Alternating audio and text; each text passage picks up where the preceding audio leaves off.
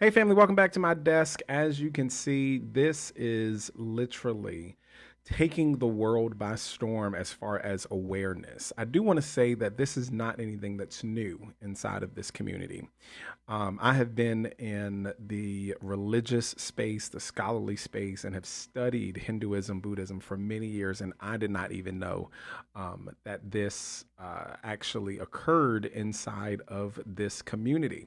So I really want to take us into something that, as you can see, has captured headlines around the world.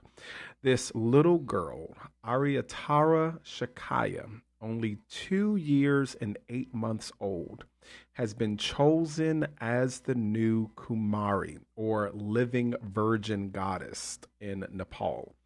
Now, if you've ever heard of the Kumari tradition, it's one of the most fascinating intersections of faith, culture, and spirituality. In Nepalese tradition, Kumari is a prepubescent girl believed to embody divine feminine energy. She is worshipped and revered until she reaches puberty, at which point she returns to what they consider ordinary life. Already you can see how profound this is. The idea that divinity can dwell in human flesh and that even a child can be a vessel of the sacred. The Kumari tradition is deeply rooted in both Hindu and Buddhist faiths in Nepal. Selection isn't random.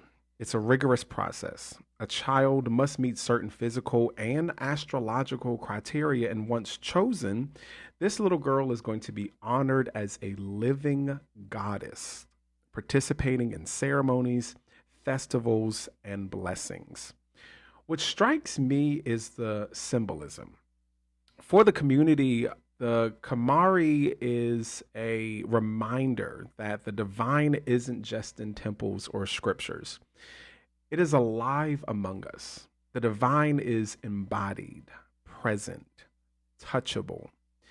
And yet, what's interesting is that when she reaches puberty, she is seen as becoming mortal again. That part tells us a lot about how cultures have historically tied spiritual purity with youth and innocence. It raises both beautiful and difficult questions about how we view humanity, gender, as well as holiness. But here's the bigger picture. This isn't just a Nepalese idea. Across many religions, we find this deep conviction that human beings have the capacity to embody divine qualities. In Christianity, we talk about how humanity being made in the image of God, and the Apostle Paul tells us that our bodies are temples for the Holy Spirit. In Buddhism, there's the idea of a Buddha nature, that all beings can awaken and realize their inherent divine wisdom. In Hinduism, the Atman, or the inner self, is considered divine and ultimately one with Brahman. Even in African spiritual traditions, there is the belief that ancestors and the divine are not far away, but actively dwelling in and among us. So when we hear about this young girl being chosen as a Kumari, it may sound unusual to Western ears, but the essence is actually quite familiar. It's humanity grappling with the mystery that God, the sacred, or the divine can and does live within us. Now, I want you to sit with this question. What does it mean for us to believe that the divine dwells within us? If the Kumari represents purity, divinity, and sacred presence, don't we, in our own ways, also carry that same spark? We may not be placed on a throne in Nepal, but we're still walking temples. When I work with people navigating grief or transformation, one of the hardest things for them to realize is that they are not empty. Even in loss, even in transition, even in brokenness, there is still a sacred spark inside of all of us.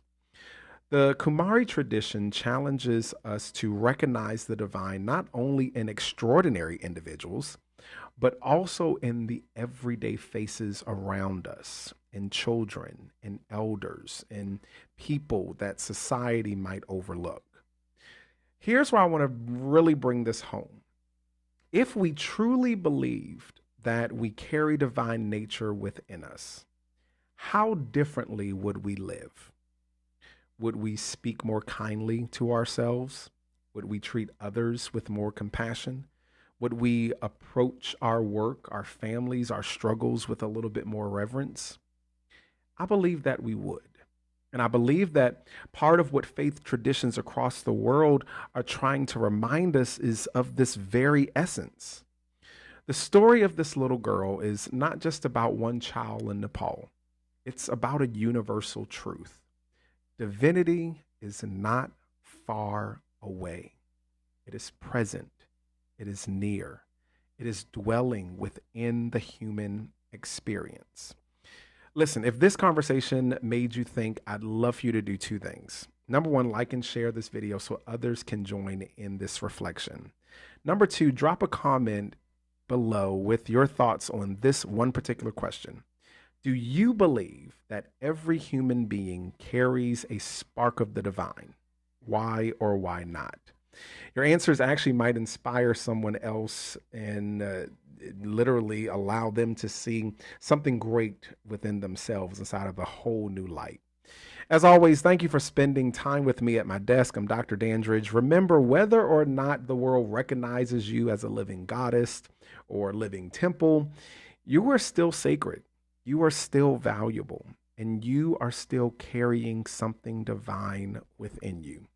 Until next time, take care of yourselves and each other, and never forget the spark of God that dwells in you.